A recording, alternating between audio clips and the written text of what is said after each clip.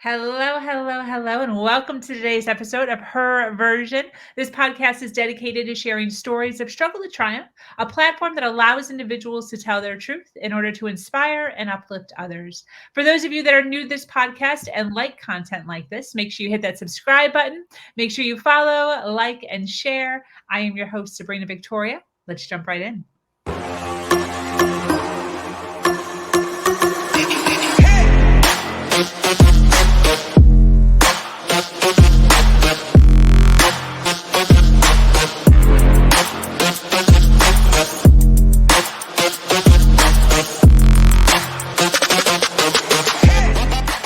For those that are watching live, we appreciate your support. And I want to ask Nadia, as far as the like a list, obviously we're talking about resumes here. Obviously, that's something that you're highlighting for us. And I've never even thought about that. That's brilliant. But what else should we be kind of like thinking about when we're looking to kind of pivot or change into a new career? Is there like a couple of things that we should be doing actively as we're kind of looking into something else? Yeah, absolutely. So two fronts I start with are financial and value, right? So it's very easy for me to say, hey, leave your $500,000 job and to find value in your life, right? Of course, it's easy for me to say that because I don't assume responsibility for your bills or your children or your mortgage or whatever, right? Good point. Yeah. So the first thing you need to figure out is well, maybe not the first, but congruently, the first couple of things is where do you need to be? Not where you want to be, but where do you literally need to be, right? I talk a lot about this with young professionals, like college age students going into their first role, because of course we all want to make more money. If somebody offers me 70K, I'm probably going to say yes, right? But I could also probably get away with making 50 because right now I make zero. So 0 to 50 is a pretty still good jump, right? Yeah. So at minimum, sort your finances. Many of us stay at very unhealthy, toxic jobs that we know are bad for us purely because of money. Mhm. Purely because of money, right? That we're grown-ups, we got bills, we got to pay them. This gives me a paycheck. Yeah. That's fine for now, but don't settle in that space, right? The second thing is, and again, throwing it back to Simon Sinek, figure out your why. Why are you unhappy in your role? Why are you seeking work, different types of work or different teams or different modalities? And what does that need to look like for you? So that when you read a job description, you go in for interviews, what do you need to hear? What do you need to see in that culture, in that environment, out of that manager, out of that future boss, right? So that you have some positioning or an assessment scale that you can say, wow, this is a good job. It pays my bills and I like the people. Like that's a win for me, right? So figure out your finances, figure out your why, and then lastly, figure out your relationship with work. Again, I don't want to say age, but as we move into different generational cohorts, right? Where, I originally started my business in anticipation for retirement. And at the time I was 36 years old. And I'm already thinking about retirement. Creating this for myself feels like I'm taking care of myself. This is something that I can do independent from my full-time job, independent from my hobbies, independent from my have tos, right? This for me, career coaching privately, is I get to do these things and I find value in that and excitement in that. So thinking about your relationship with work, again, I can't stress enough, what does good work mean to you? What does it look like? What does it feel like? And how do you know you have it when you do or don't have it? So there's a lot of probing questions that a career coach could move you through. The last exercise you can do is a daily journal.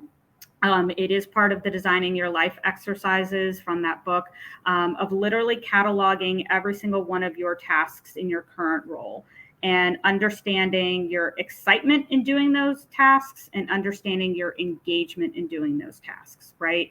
And ultimately, you want more of the things that you're doing at work being exciting, whatever that means to you. And you want it to be something that you are genuinely connected to and engaged to do, right? Not because you should or you have to, or if I don't do this, I'm going to get fired, but that you willingly go into, right? Because ultimately, that's what brings us joy, and that what Yeah. brings us happiness, right? I know as you as an entrepreneur, me as an entrepreneur, there's no one standing behind me here or anywhere else behind you saying do these things, you have to do Yeah. them, if you don't do them this is going to happen, right? That's all intrinsic, that comes from within. And if you don't have a good sense of directionality and purpose within your work, that motivation will come and go and often go. Yeah. 100%. Yes. I agree with that. I kind of want to flip it back to you a little bit. We've been talking a lot about us and stealing a lot of goodies from you. What's the number one lesson you've learned about life through your Yeah. journey? Um, I think the number one lesson that I've learned is to be open about how other people see you. And I say that as someone within the LGBTQ community who never really saw myself as part of that culture or community in general, who never really sought to be a role model or activist or an example for other people or younger people.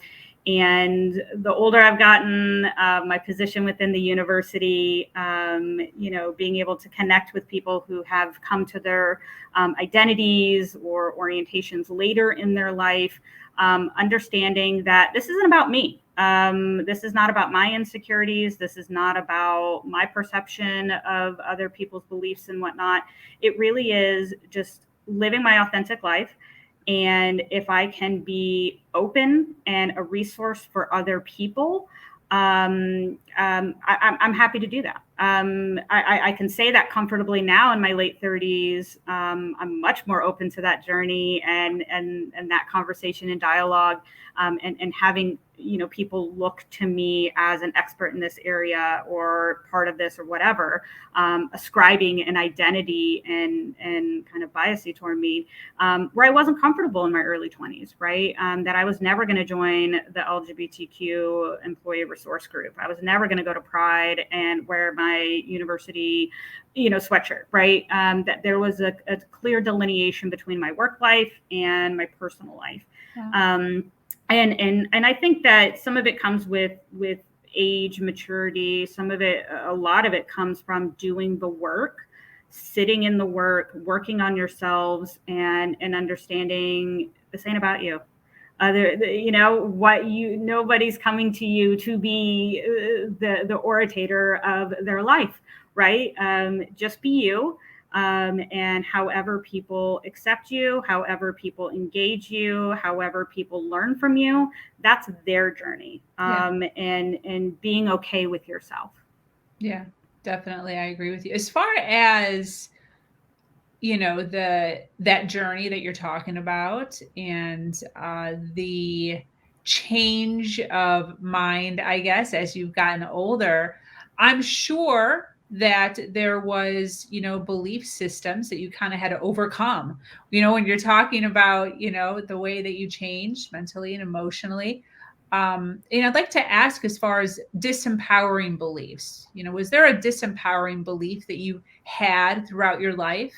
And, what do you believe now? How did you change it? Yeah, absolutely. I think imposter syndrome is real. Yeah. I've experienced that in academia, my full time job, being an entrepreneur. Right. I had a very skewed and biased reference point of what successful entrepreneurship looked like. Yeah. I didn't know that you could do it authentically and humanistically and on a scale that works for you, right? Because a lot of the literature, a lot of the culture, like I talked about hustle culture and some of the toxicity around that, really, really, good people, right? Inspiring people, but have different ideological differences from my own in terms of what work means to me and what success means to me, and particularly entrepreneurship. So for me, it was, if I wasn't, and I do love Tony Robbins, but if I wasn't that, right? If I wasn't on social media, I wasn't on video, if I wasn't, just sell, right? For me, it was like, oh, I don't like that at all. I find that very disempowering to myself as an entrepreneur, as a client, as someone, like, I don't like to be marketed towards that way, right? Even though I will watch QVC for like 2 hours straight. But it's really understanding that there are so many different ways that you can run a business. There are so many different ways to be successful in your career, like we had talked about before. And there's so many different ways that you can find value and meaning within your life. And you get to decide what that looks like. As I said earlier, nobody's telling me I have to have a particular brand color for my business. Nobody's telling me my business name has to be what it is. I get to create that. And as soon as you flip the narrative between I have to, because this is what the experts are telling me to do, and this is what the experts are doing, and they're making 6 figures and all that drama, and push it into the I get to, and whatever that looks like for me, no matter if I make $1 or $1 million, it doesn't matter, because I feel good about it. Absolutely. Absolutely. So we've heard a ton of information from you as far as, your coaching and, what you do for the universities and what you do on your own. But I'd like to kind of give you the opportunity to kind of just speak a little bit more as far as your business. What exactly do you do? How exactly do you help all the humans? Yeah. After I just said, I don't care about making money. Here's my opportunity to make some money. No. So I position myself first and foremost as an online coach. And I say that because A, technical fluency is a strength of mine. B, I feel like it's the future. Yes, the pandemic pushed that forward very quickly, but it was inevitable, I think, anyways. And then 3, or C, I get to work with people all around the world. And from a cultural perspective, an international perspective, that's really what excites me. Not that I don't work with people from Cincinnati, Ohio, where I live, because I do. But being an online coach just broadens the scale to literally everyone in the world, which is super fun, super exciting. So I do all of my coaching one-to-one, understanding that there's a finite limit to my time in a day. So I'm very intentional with how I bring clients on, the resources I provide for clients. So there's a lot of independent work, and there's a lot of one-to-one coaching work. I find one-to-one coaching really where people make the biggest shifts within themselves, is that when I can get just one-to-one human-to-human connection and understand where you're at with things, that helps me ask the right questions and push through some of those held beliefs, push through some of those challenges, so that ultimately the client is making that shift. The client is creating those discoveries for themselves. So one-to-one coaching is really about the empowerment. It really is about the client. On the flip side of that, I do things in groups as well, because not everybody's trying to sign up for a shift or an empowerment or a revelation every single time they jump on a career coaching conversation, right? Sometimes you just want to know how to make your resume better, or sometimes you just want to know how to make your LinkedIn better. So I offer free workshops on my website. I offer free content on my blog. I offer free, inspirational quotes and things like that through my Instagram and my LinkedIn.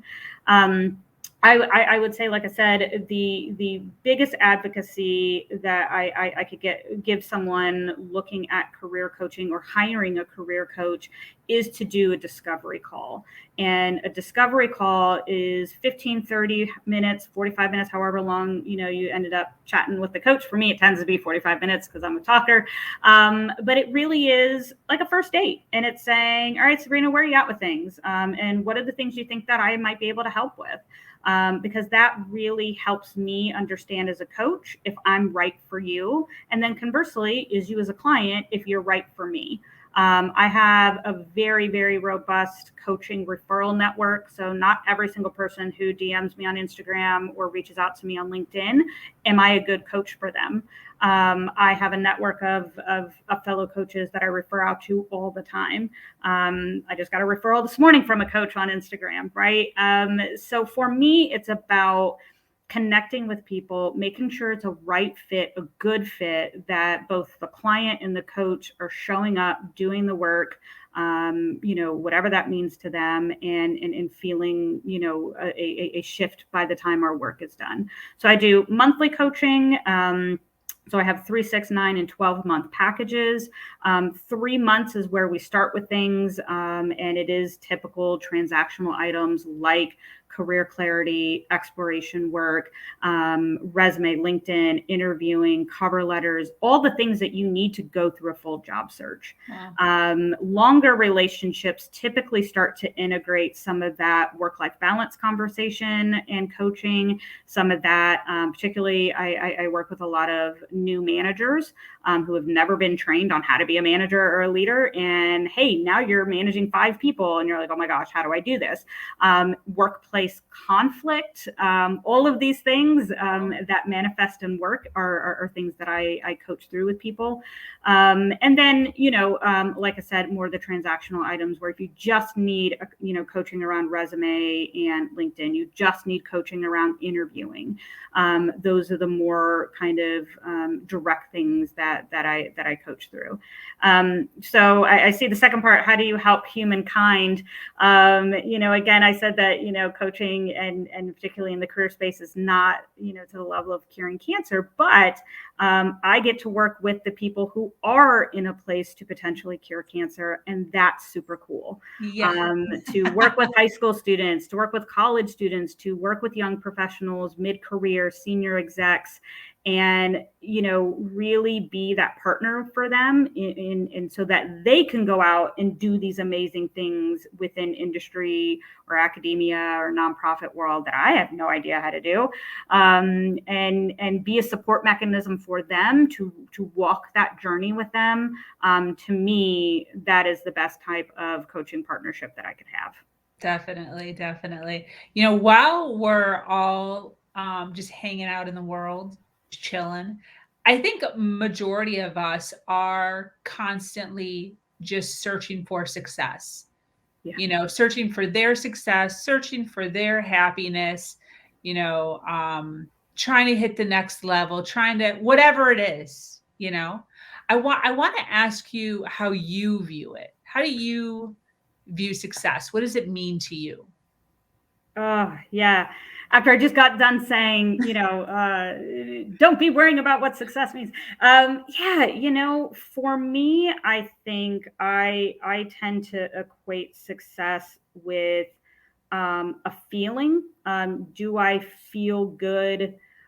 Do I feel accomplished? Do I feel? And I know it's a hard, kind of concept to understand because we so often affiliate success with our brain, right? I've done a good in metrics, right? SMART goals. And we know we've reached it because some assessment scale or an accrediting body or a professor has told us we had, or a boss or whatever. For me, I'm in a lifelong journey to change that perspective from the headspace on what is success as others define it, and drop down into the heart space to say, what do I feel about that? And if I'm feeling a certain type of way, I need to sit with that, and I need to figure out why that is happening and how I want to move forward. right? With that, I do create SMART goals. So I'm this ESTJ juxtaposition of like all the feels, but not too much feels, because I got to keep it grounded. I'm a Taurus too, right? We gotta come in with a strategy here. Do I have a top 10 thing list of what I want to accomplish in my business in 2022? Absolutely. Is this experience right here one of them? Absolutely. And in the moments of ticking that item off the list, that feels good, right? That fulfills my headspace need.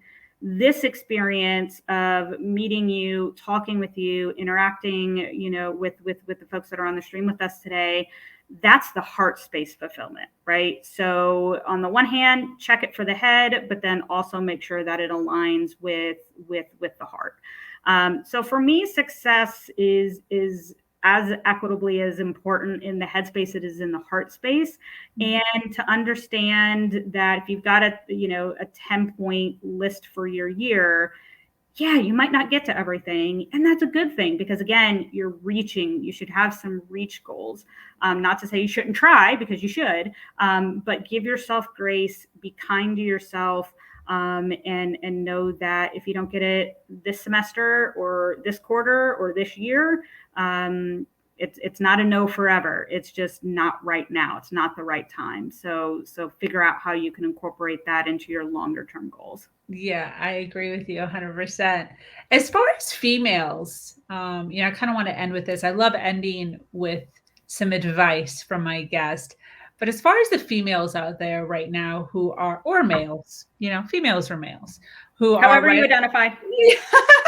right out of college, what is the first 3 steps that these individuals should be taking when they're looking for a new career?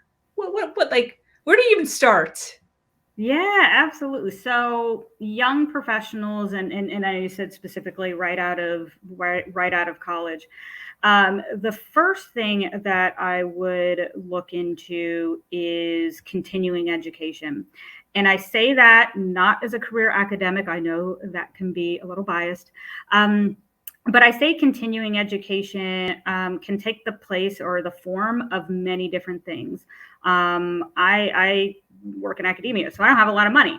I tend to do things free. I go to a lot of LinkedIn webinars. I listen to a lot of podcasts. I watch a lot of YouTube videos. I, do a lot of things that cost little to no money. For me, that is a form of continuing education. In my full-time job, where I do have a little bit of money in professional funds, it might be specializing in a certificate. It might be going to a conference so that I can build out my network, right? Which is super important as you're starting your career. So continuing education is huge. Whatever that means to you, however much money you do or don't have, but it's really more of a mindset approach, not so much in the execution. I don't care what it looks like to you. Just have that be as part of your identity, a lifelong learner mindset, right? The second thing or step in terms of looking for a career is that networking.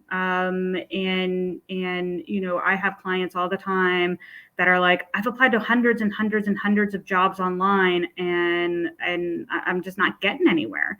Wow. And I always ask, for as many jobs as you're applying to online, how many people are you applying to? How many people are you connecting with? How many people are willing to go out and have a cup of coffee with you?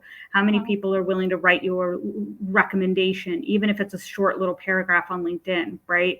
You can have 500 connections on LinkedIn, and many people do. And 500 people in your sphere is really not that many people when you include childhood, high school, college, work, and all of that.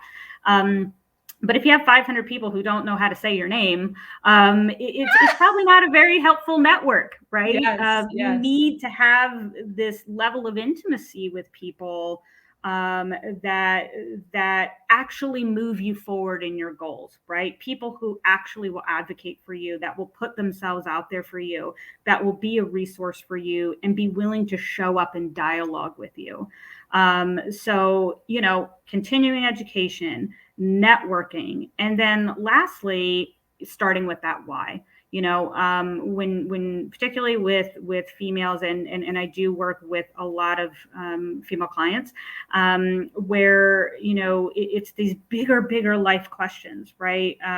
Where it's like, okay, if I go work at a consulting firm and I'm working 80 hours a week, how is that going to leave me time to have a family later in life? How is that going to leave me time or mental energy to even date, right? And not to say that's all women do is have families and date, but it's part of our lives. And as you said, this could equitably apply to men or however people identify. But it is, again, understanding the why of work, what that needs to look like for you, who are the people who can help you get there, and then knowing that it's a journey, right? That don't put all your eggs in that first job basket. Your first job may suck, and many people's first job does. But it's about taking the things that you've learned from that first job and getting to a place where it's a little bit better in the second job and a little bit better in the third job and a little bit more aligned with what you want to do or who you are in that fourth and fifth and sixth job, right?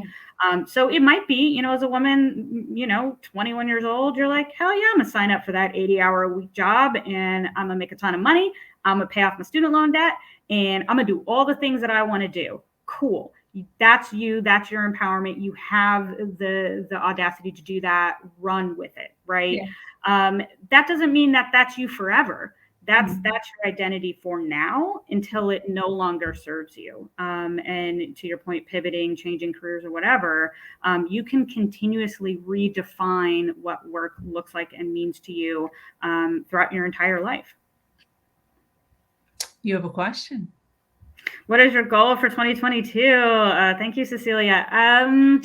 My biggest goal for 2022 is to be more present. And I say that as a person who has ADHD and is very very attracted to shiny things. But like I said, having the mental and emotional presence to be in the moment. I started running again and it's horrendous. It's terrible. It hurts. My knees hurt. Talk about being 38. Oh my God. It doesn't feel good right now, but I am showing up for myself and I'm being more present, that in a way it's connecting things for me between the mental and the physical and the emotional and the spiritual. I don't forwardly talk a lot about spirituality within my coaching, but inevitably it always has some role. And it really is, these meta questions around, like I talk a lot about, what does work mean to you? And where do you get your beliefs around what work means to you from? Typically it's your parents, typically it's your family, typically it's those you surround yourself with. And however you exemplify spirituality in your life, for some people it's sitting on YouTube watching city planner plays, do city building and getting connected to a larger purpose of lifelong learning. That's spirituality for me. I love that. That's me showing up for myself and I'm cool with that, right? For other people, it's more organized. So I think my big 2022 goal is, more presence, not thinking about the next 9 things I need to do, but really sitting in this moment right here, right now with you, and showing up for you and showing up for me. Awesome. She says her husband has ADHD as well. Staying more present is a good goal to have. You will enjoy your life journey even more. Aw, very sweet. Very sweet. Thank you, Celia. Well, listen, Nadia, I so appreciate you hanging on and are hanging out with me. There's still tons of people watching us live, so that's awesome because we're well over an hour. So thank you so much for everyone who has joined us in and out of today's episode. I so appreciate you and appreciate your support. For those of you that are watching on the replay and watching all the way till this point, we thank you so much. Make sure you hashtag replay in the comments just so that we know that you were here and you were hanging out with us. And feel free to message Nadia with any questions or comments. Her website is right above her face area. So go ahead and check her out. I'm assuming your social media is in there. It is, yes, and it is at Beyond Discovery Coaching. I predominantly hang out on Instagram and LinkedIn, and I know LinkedIn. A lot of people don't know the value of LinkedIn, but if you're not hanging out on LinkedIn, that's how Sabrina and I met. Yeah. If you're not hanging out on LinkedIn, get clued up on LinkedIn. It's a super cool platform. I could literally talk another hour just on the power of LinkedIn, and connect with me in any way that makes sense and feels good to you. Absolutely, absolutely. Well, thank you so much. I appreciate your time, and I appreciate you chilling with us for a little while. So I'm going to go ahead and close up. Everyone who is watching us and hanging out with us, thank you so much for joining us here on Her Version. This community is expanding every single day and is filled with females who are striving to do better than they did yesterday. For those of you that are new to this podcast and like content like this, make sure you hit that subscribe button and make sure you follow, like, and share. If you have an amazing story to share of struggle to triumph or success in any way, make sure you reach out to me or at heraversion.life. I am your host, Sabrina Victoria. I'm so grateful to be here sharing a platform that allows individuals to share their truth and to inspire others. Do something awesome today. Much love.